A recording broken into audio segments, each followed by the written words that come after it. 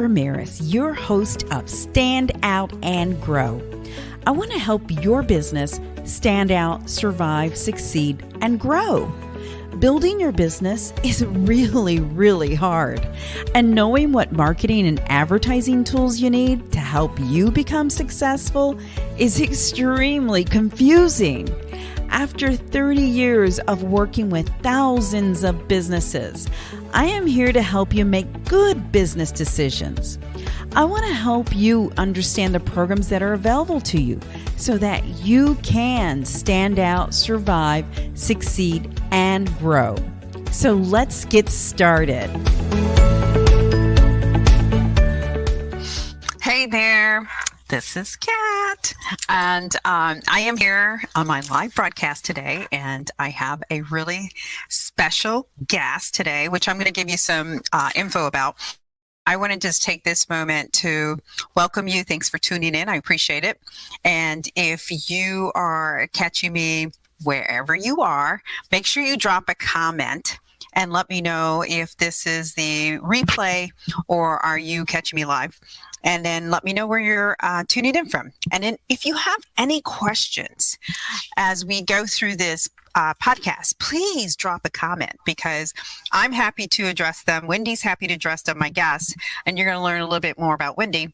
And what better way to make use of your time if you're tuning in, okay, is to really monetize this moment and really capitalize on any questions that you might have from an expert in her field. So let me give you a little intro to my special guest, Wendy Byford. She is the CEO and business strategist at HMM Business Coaching. And what Wendy, a little bit about Wendy, and she's going to tell you a little more, is Wendy, I love how she describes this. She is a corporate American escapee who took an early retirement to start her own business, which I love. I love that little synopsis she gave to describe herself. But Wendy in the past 20 years has been a coach, speaker, a trainer, and seven-figure small business owner. So she knows what she's talking about, and she's here to talk about how you can take your business and grow it without adding any more marketing dollars. So although it really goes against my grain because I sell marketing, but I love this about Wendy, and I can't wait to have her join me. So without further ado, let me get Wendy up in here. Hey, Wendy. Hi there. Nice to be here. Yes, thanks for joining me. So, okay, before we get started, Wendy, which you have an amazing background and amazing career, just give us a little background about, from your words, of who you are and how you came to be where you are today. Okay. Well, when I say that I'm a corporate America escapee, it probably would be safe to say that I wasn't the ideal employee. I worked for a corporate 100 company for many, many years, doing things that the company hadn't done before, but I'm not a politician. I hate corporate politics.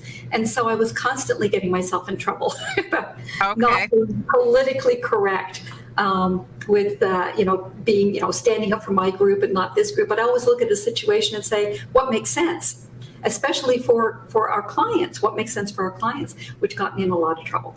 So I decided that at an opportune time, I would just take early retirement and go start my own company. And one of the things that I decided in doing that was that when I ran this company, I would take all the lessons I had learned in corporate America about what not to do and apply that in my company. Yes. So we were very fortunate when we hired employees. Many of them stayed over 10 years. Some of them retired with us. We trained up some really good employees so that they would get better jobs and give them an opportunity to really show what they could do. So we had a wonderful time growing this seven-figure business. And what really made it fun for me was that I could train, I could coach, I could help people really, not just with what we were doing, but also with the larger issues of running a business. And when I had the opportunity to look at kind of what my stage 3 would be after corporate America and building my business, I decided I really loved coaching. So I sat down with my husband and said, hey, would you really mind if you kind of ran the business in a steady state, did whatever you want to do?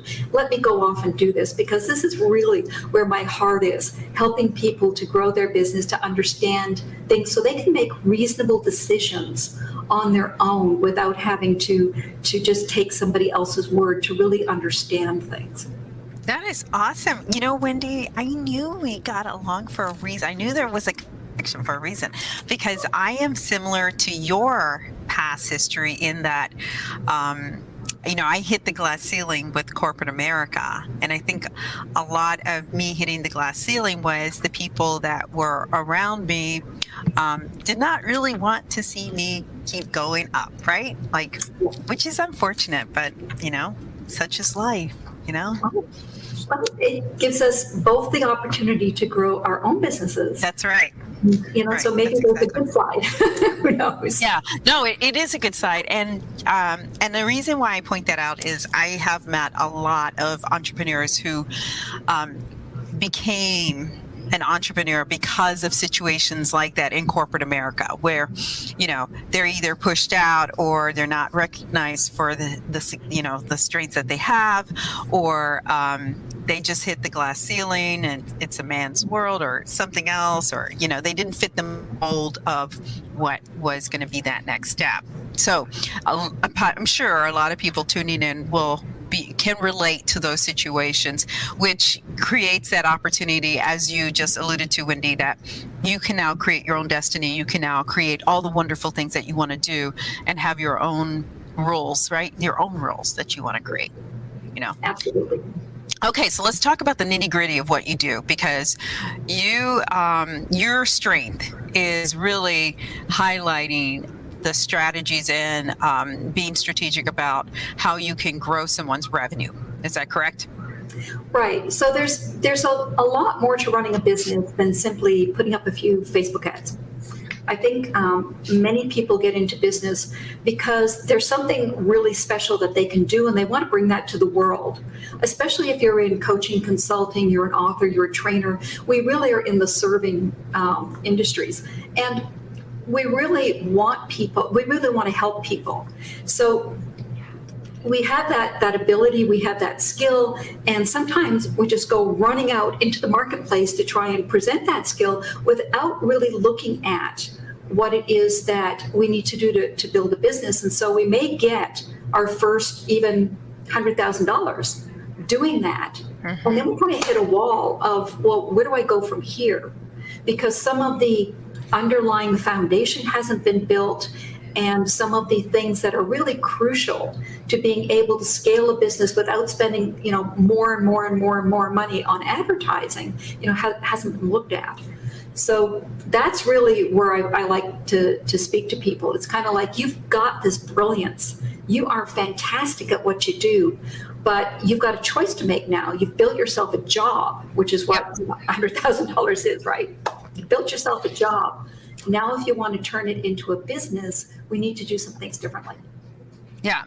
Okay. So some of the challenges and related to this are, I'm assuming, would be like hiring employees, right? Retention, having a plan to scale. I mean, like, are these some of the foundations of what you're talking about? Well, let's roll it back even before that. Okay. If you decide that you're really good at something and you go running out to get a bunch of contracts and just work the business, then you may not have done some very fundamental things. Like, I always tell people, go back to your why, not your superficial why. Don't tell me what you think I want to hear. Don't tell me what other people told you should be saying, but go viscerally inside. Give me the why that makes you choke up and cry every time you say it. Because you then want to take a look at what it is you're going to build and map it against that. Because if you tell me that your real why is that you want to stay home and be there for your kids in a way that your parents couldn't be for you, so you want to be able to decide your own hours and those sorts of things, and then you tell me you want a 7-figure business, we've got a disconnect here. Because the number of hours it's going to take you to build that is going to mean you're not going to be with your kids, at least in the beginning. Yep. So you want to get that why. Then you want to take a look at, what your special thing is that you're bringing to the marketplace and who you want to serve, not who you think you can serve, not who you think you should be serving, but who do you want to serve? Who's going to get you bouncing out of bed in the morning saying, I get to talk to these people, I get to serve these people, I get to do this. Figuring out what your niche is, and then how do you get to these people? One of the things that I talk to people about is asking them, what's your market dominating position? I don't want your elevator speech. I want to know what makes you different from everybody else. And Right. What are you saying that nobody else either does say or can say? So tell me what that is. If you don't know who it is that you want to serve, if you don't know what that niche looks like, if you don't know what you're bringing to the table that specifically addresses their biggest fear, you don't know what your market dominating position is. And so all the advertising in the world, and you know this yourself, Kat, is not going to help. That poor person is trying to run these ads and they have no idea what it is that you're really trying to do, who you're really trying to talk to. Right? Yep. Yep. I think, I don't mean to interrupt you, but this is a great point to just step in really quick. I think a lot of clients that I run into don't even know who their target audience is. So to me, in my world, and I know it's in your world too, is if you don't know who your target audience is, that's a lot of wasted money. Yep. And so when we're talking about growing your business without spending more on advertising, it means being smarter with the dollars that you're currently spending. Right. And also doing some other things. I grew a 7-figure business based on JVs and referrals. Okay. It's based on what two elements? Joint ventures and referrals. What's tri-ventures? Joint ventures. Oh, joint ventures. Okay. Yeah, okay. No, that's awesome. That's awesome. So Okay. it's different from, putting out a lot of advertising. But that was the model that I was comfortable with. Yep. And worked for my business. It Yep. doesn't work for everybody's business. My advertising was basically, I knew a speaker and I would speak on stage and I would teach people by love, right? I would teach them, and afterwards I would coach them, I would help them.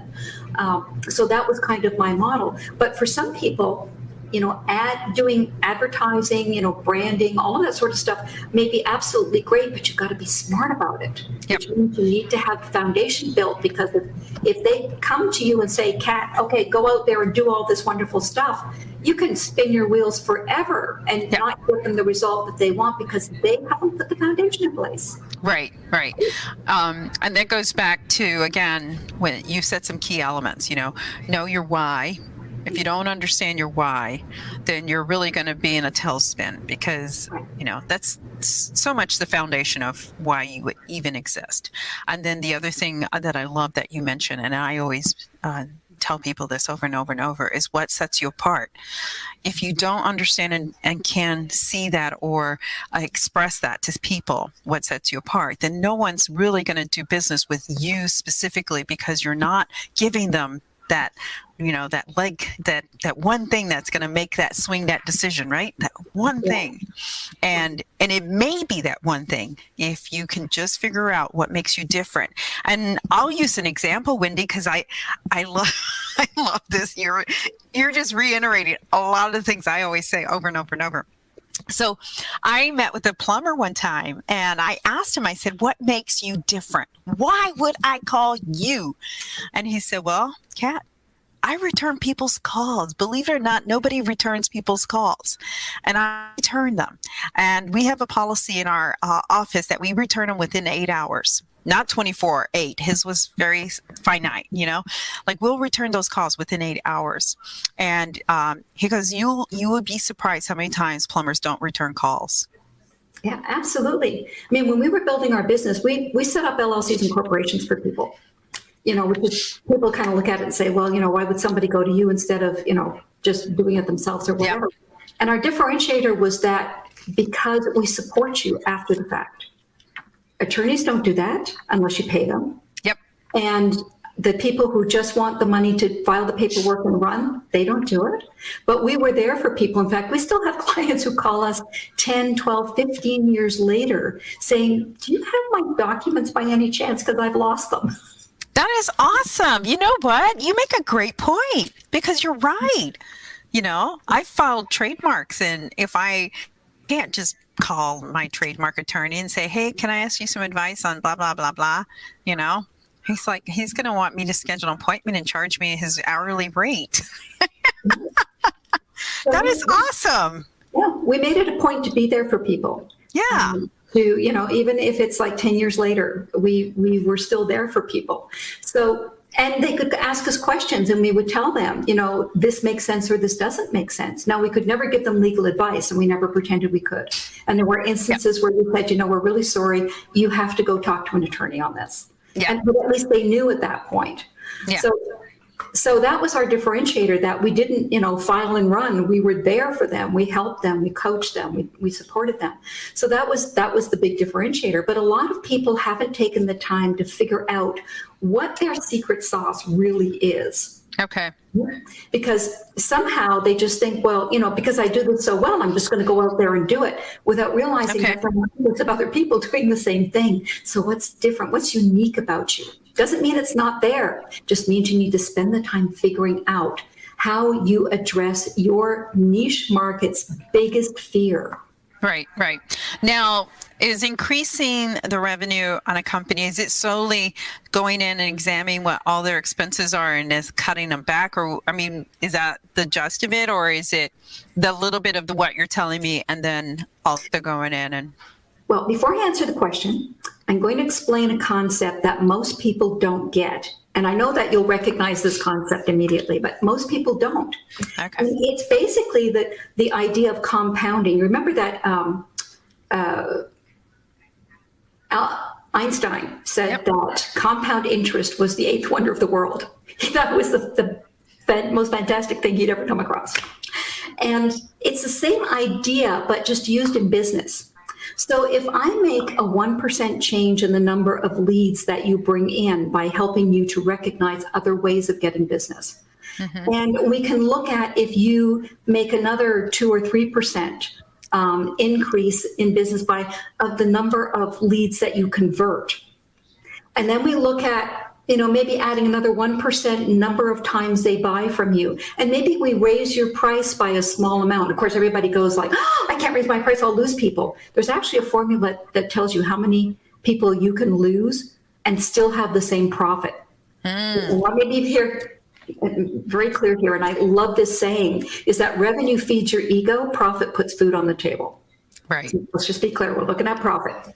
So you can increase your profit just by doing those small things. You might need to cut costs or whatnot, but if you keep doing these things to increase your profit a little bit, change the number of leads, do this, do that, these all compound off each other. And by doing that, you can take your $100,000 business to multiple 6 figures or even 7 figures, depending upon how rigorous you are in doing all these things. And of course, there's something else that's really important that you also need to decide up front so you don't end up at the end of your days going, oh my God, I wish I'd known this. Decide what your end game is. Okay. Because if you don't, and you decide that this business is what's going to feed your retirement, you may get 20 years down the road and find out that the business that you built, you can't sell because you didn't do some very fundamental things. I love that. That's great planning. Yeah, you need to do that. And of course, the other thing that we look at that's nowhere on the agenda, but I'll just put it out there. Yeah. We have to look at your mindset. Because if you think that you can't, you think that you shouldn't do something, if you think that something is beyond you, then yeah, it is. And you'll never get there. So we have to look at your mindset to make sure that you understand that you can build whatever business you want. You just need to be very clear on it. And there are some fundamental things that you need to do to make sure that that mindset is in alignment with what you want to build. That is fantastic. And I totally agree with you on that part, because I will tell you that in talking to a lot of other coaches, mentors, whatever you want to say, that mindset is the one thing that it will talk you out of doing anything. So let's say hypothetically, I wanted to become an entrepreneur. My mindset, if I didn't have the right mindset, I could have very easily talked myself out of it and stayed in corporate America for the rest of my life, just going, right? Absolutely. I mean, your mind can sabotage you in any number of ways. Mm-hmm. And so, but there's also some habits that we have that can also sabotage us. And these habits are things that really we've learned from childhood. There's kind of survival habits. Yeah. And some of them, some people learn not to be specific because they think that, well, if I'm really specific, then it's not going to happen. Mm-hmm. Right? So if I tell the universe what I really am trying to do, it's not going to happen. But of course, the opposite is true, right? You've got absolute clarity in what you want. Get out there and tell the universe every day, this is what I'm doing. Yes. But we have these habits that we grew up with. Maybe it's because when we were small, if we said definitely we were going to do something, our parents told us that we couldn't, or they poo-pooed it, or, something bad happened. And so we kind of, to protect ourselves, decided to be a lot vaguer about what we were trying to do. Yes. So there's a lot of things that we kind of trick ourselves into doing that become habits over time that mean that we never get to be as brilliant as we could be. Yeah, okay. Right. Now, what happens when a company is owned by more than one person? Can all of this still evolve? Can all of this still come to fruition? Because there are businesses out there that are co-owned, husband, wife, brother, sister, their son, blah, blah, blah. The best thing that you can ever do is to choose your partners wisely and never choose them based upon the money they're bringing to the table. That's the worst thing you can possibly do. When we were building our 7-figure business, we actually had a business partner. Okay. And he was a CPA, brilliant guy, best business partner we ever could have chosen, because he also wanted to serve. That's what he loved to do. He absolutely, he just shines when he gets onto a podcast and chats. He just shines. It's what he loves to do. So best business partner we possibly could have chosen. If he'd come to the table saying, well, I want 30% of this and I want, 20% of this or whatever, would have been the wrong thing to do, because our values wouldn't have been aligned. You're going to choose a partner. You've got to choose them based on the fact that your values are aligned, what you want for the company is aligned, and get very clear on what your roles are. Because one of the biggest problems, and I see this with husbands and wives, one of the biggest problems they have working together is that they can't stay out of each other's patch. Right? I built our business with my husband. Believe it, we have been together for almost 20 years, 24/7. If you can imagine. We're still married, still love him to death. We've been through all kinds of stuff, but it's because we have the same values. And I learned right up front that you basically decide on the areas where your expertise are and you stay out of your partner's patch. Okay. So he did all the technology stuff, excuse me, because computers and I don't get along. And so he would make all the decisions on what the CRM was going to look like and what computers we were going to buy and all of this sort of stuff. And that was all his area. Yeah. Yeah, so, that's fantastic. Okay. Great information, Wendy. This is all fantastic. Super.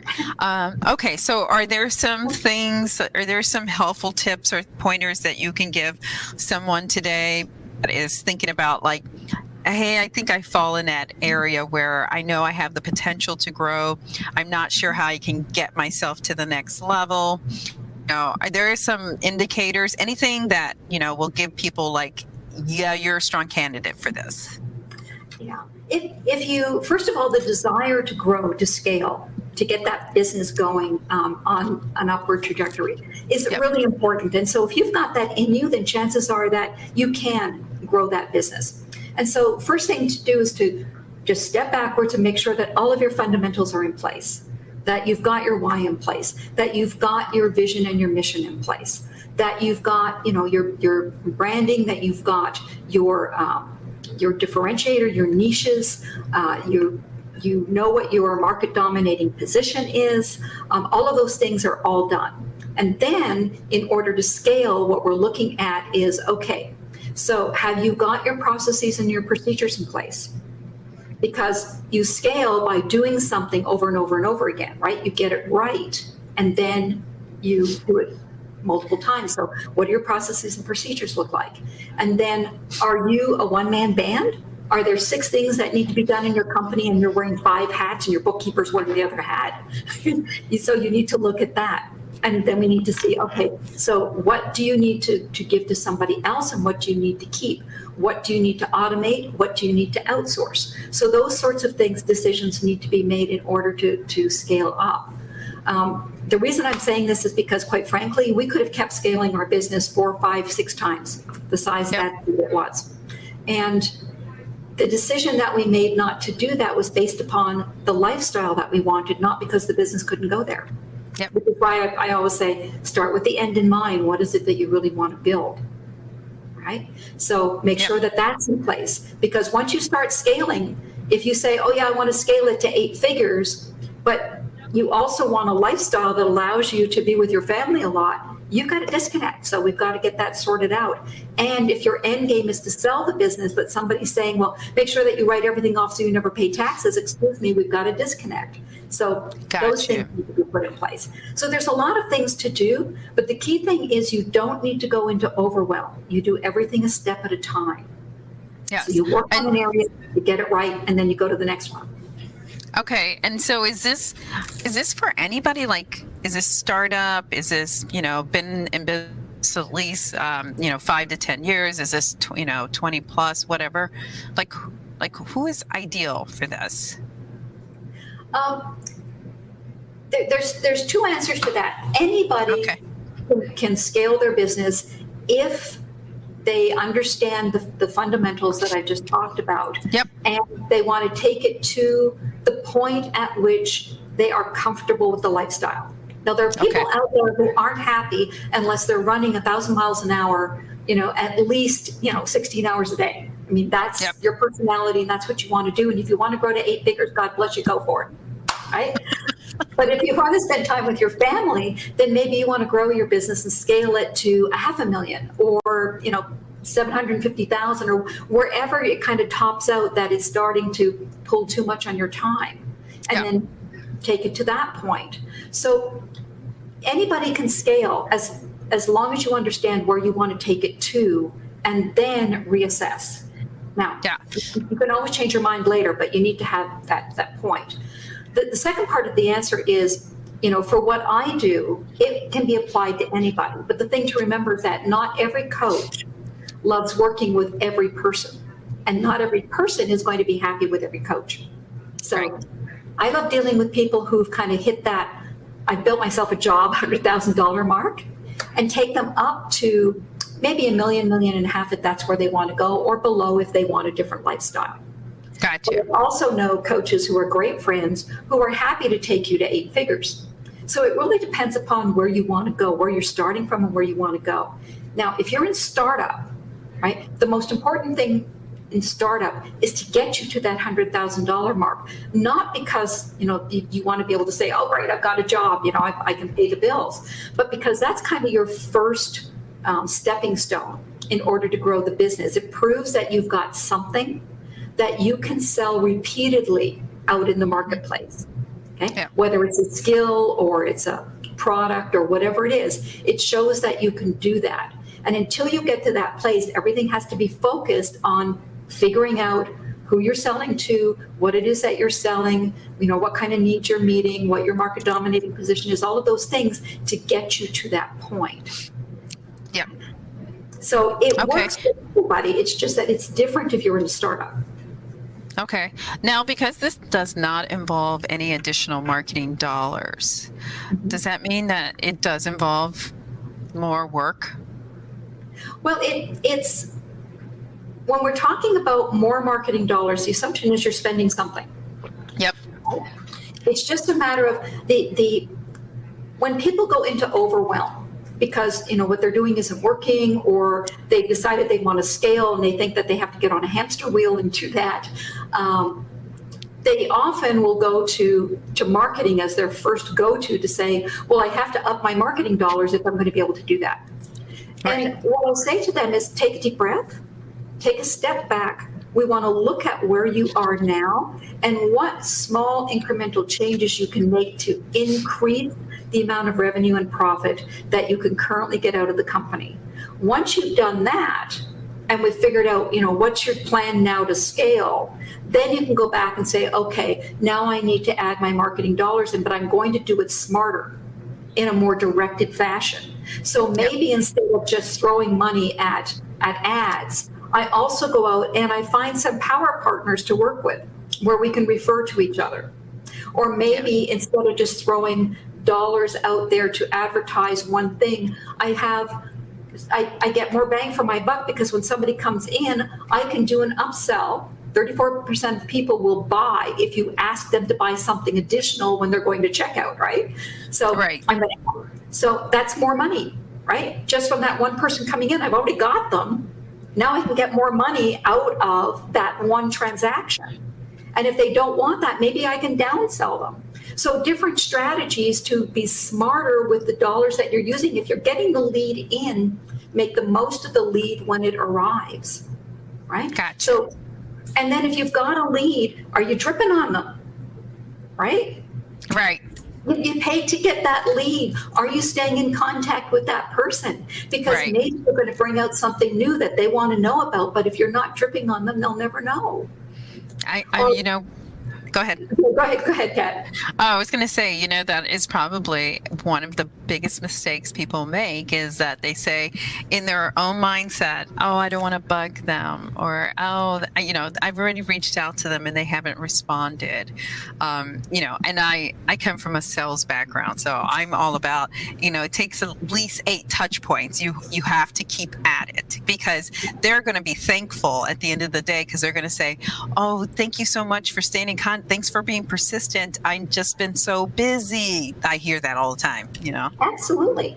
It takes somewhere between 5 and 12 touch points for somebody to make a decision. And the reason is because they're somewhere on that buyer's journey and they may not be at the point where they want to buy yet. So what they're doing is they're collecting information for each step that they're going through on that buyer's journey. And if you're the one leading them through the journey, helping them collect and evaluate that information, when it comes time for them to buy, who are they going to go to? Right? Whoever is talking. You're the one who's leading them through that journey and helping them to understand why what you do is different and better and what they should be looking at for different things. I mean, think about carpet cleaning. Okay, let's just take something so basic, right? If you're the person who's saying, don't let people do this, or don't, if somebody says this, then you need to watch this and be careful about this. And, depending upon the type of carpet you've got, you should be doing this or whatever. If somebody is doing that, when it comes time for you to choose a carpet cleaner, who are you going to go to? Like that person who I respect now. Absolutely. Yeah. But a lot of people are out there trying to advertise without understanding that journey. Yeah. And so they don't take the opportunity to drip on the people who just came and looked at what you had and didn't buy. Exactly. No, that makes total sense. And the thing is that you have to do this properly. You have to get inside their mind and do it properly, because if you don't, I think they did a study in the 90s that showed that it took somewhere between 20 and 100 touch points if you didn't do it properly, because there is so much stuff coming at people every single day that they don't remember you from one day to the next. Yep. So if you're taking them through the buyer's journey, you're doing this properly, your drips are really helpful to them. They really are touching on what their fears are and what their hopes are and their dreams and all the rest of the stuff. Then somewhere between 5 and 12, they're going to come back to you and say, hey, I'm ready to get my carpet cleaned. Are you my guy? Yeah. I have to now add a little, because when you were talking about how you delivered value beyond that initial, right, that initial value proposition or whatever the delivery was of the service or product or whatever it was. Okay. So I can relate to this in regards to my previous life in major media, because in major media was a one and done kind of sell, right? It wasn't about creating that relationship. It wasn't about really guiding that person, because if they weren't spending the money, my managers, my bosses would say, stop wasting your time on that client, which is really sad, if you think about it, because I spend a lot of time coaching and grooming my future clients because I want them to stay with me, right? I want them to have that disposition that Kat knows what she's talking about. Why would I go to anyone else? Yep. I mean, the interesting thing is that people always think about getting the new client in, but they very seldom think about, I've got these 2,000 people on my list already who've bought from me. What else do they need? What else can I sell them? And I don't have to do Facebook ads to do that. Right. I can send them an email saying, hey guys, it's shown that if you bought this, then your next step is this. And so I've got this for you. And I mean, all of those things that you can do that really keep your marketing costs down. Absolutely. And it doesn't mean that you have to do all this yourself. People like Kat are there to help you with, figuring out what you need to put in those letters. But you can run them then over and over and over and over again. Yeah. Now, the other thing that I feel like kind of straps people or prevents them from growing their business is the fact that they do micromanage or they can't let go. I mean, so it's beyond mindset. It's beyond, doing the right things. They're doing the right things, but because they have this micromanage attitude that they feel like they can't let it go. I don't know how best to describe that. It's like someone else can do it, right? Someone else can do it, but they just can't let it go, right? Well, there's a couple of things with that. A lot of times they think they can't let it go because they've never taken the time to do standard operating procedures. Right? So there's no way to evaluate the work anybody else does because you've never put the procedures in place with what the expectation is for good, great, excellent service. And if you haven't done that, then somebody else comes along and tries to do it, but they're guessing at what you want. Right? You kind of sit down beside them one day and say, oh, do this, do this, do this. And then you walk away. And when they get it wrong, you look at it and say, well, that's not what I wanted. You're not a very good employee. Right? But, right. Right. But that poor person was guessing at what you wanted. So the first step, if you're going to scale, first step is always get those standard operating procedures in place, including what good, very good, and excellent production looks like. Once you've done that, then you can decide whether you need to hire a person or you can outsource the whole thing, or you can bring in somebody to do part of it. So a service or a VA or somebody like that. Yep. So the first step is always decide what it is that they're going to do and what's the standard that they need to live up to. And then secondly, who's the person who needs to run that? Now, the other thing that I learned, and this was probably the best lesson I ever learned. So listen up, guys. I was building my business and I was hiring employees. And we had there were 8 of us running around in the house. Believe it or not, we ran the business out of our house. So these employees would show up and then they would leave at the end of the day. What I learned was that once the procedure was put in place and the standards were set, you can give the responsibility for the procedure to your lead person. Then if something happens and a change needs to be made, they come and they discuss it, but they're responsible for changing the procedure and implementing it. Have you got that? Yeah. Now, for all of you guys that are like micromanagers, this is going to drive you crazy. But the thing is, you have so much that you have to do to scale your business. You don't want to be rewriting procedures. You want the person who is responsible for implementing the procedure to be responsible for making those changes. And a lot of times you'll be surprised. We used to have something called lunch and learns. Mm-hmm. So we would get everybody around a table, we'd bring in pizza, we'd do all this stuff. And then we would say, literally, what went wrong this week? Now, we had an environment where I never cared who made the mistake. I cared whether or not it got fixed. Yep. So they put up their hand, they say, well, this happened and it happened, because of this reason, and this is what we did to fix it. And then I would say, okay, so has the procedure been changed, or do we still need to do that? And that was our lunch and learn, so that everybody in the group knew what was changing. Yep. And they knew why it was being changed. And the person who was responsible for that procedure would make that change. And then we'd keep going. And so I didn't have to do it. It was great. I could sit there and eat my pizza. Yeah. Which was wonderful. I knew that our clients were being taken care of. I knew that the people who were doing the work didn't have any fear of owning up to a mistake. Because the idea was never that you were going to be punished for it, ever. It was always going to be, okay, how did we fix it? Yeah. And if we didn't know how to fix it, then we could discuss it at the table, take the ideas, and then it's my company, so I get to say, this is what we're going to do. You make the change to the procedure, and we're off. That's awesome. That is awesome. And that's well stated, Wendy. Okay, as we wrap this up, and I'm so very thankful to have you today, and it was such a great conversation. How do people, well, first off, is there something of value you want to give out today? If someone wanted to consult with you or whatever, they find themselves in this situation. What do you got going today? Well, I'm happy to do a profit assessment for anybody that, is kind of at that point where they want to scale, but they're not really sure how to move forward. So a profit assessment it takes a couple of hours. I'm going to teach you some concepts that you need to know.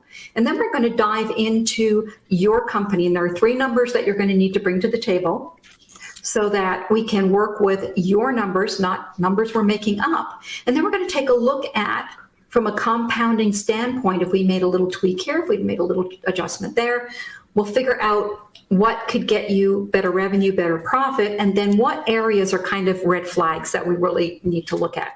So it's a 2-hour profit process that I'm happy to go through with you. It's called a profit assessment, and it's really valuable regardless of what you do afterwards. And of course, if you decide that you need some coaching or some help, I do have group coaching that I do. And I like to look at it as being the quality of high ticket one-on-one coaching, but in a group environment. And will allow you then to learn some stuff that you need to know, and also still have, conversations where you get the best advice that you need. That's awesome. Okay. And then how do people get a hold of you? Well, you saw the company at hmmbusinessstrategies.com. It's just Wendy at hmmbusinessstrategies.com, 3 S's together. So just email me and let me know that you're interested in doing a profit assessment. You heard me on Kat Ramirez's show. We want to make sure that we know how you came in. And then let's set up a time and just do that, because I would love to chat with you. If I have ideas for your company, obviously I'm going to give them to you. I want to make sure that you're successful. So let's see what it is that we need to do. Okay, and that's called, again, it is a free profit and loss assessment. It's a free profit assessment. No profit losses. assessment. Oh. Free profit assessment. Okay, just want to make sure I got that right. Okay, Yeah. and then you're also on LinkedIn, right? You're on social media. I mean, I think that's how we got connected, right? Right, it was. Okay. Yeah, so if someone wanted to connect to you on LinkedIn, they can reach you there, They can, yeah. Okay, and then that way they can check you out if they wanted to. Absolutely, you can check me out. No problem. Go ahead. And then just let me know that you're interested, and we'll take it from there. I think, in all honesty, Kat, small business is the backbone of this country. I know that people forget that sometimes because there's all these big corporations out there. Yeah. But small business, the people who have 1 to 10 employees, are the backbone of this country. And sometimes, we need a little help to get over the hurdle and start going. So those are my guys. Those are the guys I want to know. Awesome. That is fantastic. Okay, wonderful. And I appreciate, like I said, I appreciate your time. It was such a pleasure to have you here. A lot of wealth of information. And if anybody is, if you forget, you're fearful of reaching out to Wendy, reach out to me. I'll connect you. I'll connect the dots. And thank you again, Wendy. I appreciate your time. It's been wonderful being here with you, Kat. I so appreciate the opportunity. Bye. Okay, thank you so much for catching this podcast of Stand Out and Grow with Wendy Byford, who, again, if you did not watch the whole episode, just hit rewind and watch it from the beginning. She is offering a free profit assessment and will help you scale your business. So if you feel like you're at a point where you're just like plateaued or you really want to take yourself to the next level, please make sure you watch the beginning of the podcast and reach out to Wendy. Wendy is happy to help you and do whatever she can to help your business grow. So until next time, you got this. Thank you so much for listening to this episode of Stand Out and Grow. Check out all the notes and links at www.standoutandgrow.com. I am so thankful to you for helping this show continue to grow. I want to keep producing content that you want to hear, so please leave me some feedback. I look forward to bringing you more resources and information to help your business stand out and grow. Please follow us on social media and make sure you follow this podcast so you can learn more about helping your business stand out, survive, succeed, and grow. Until next time, you got this.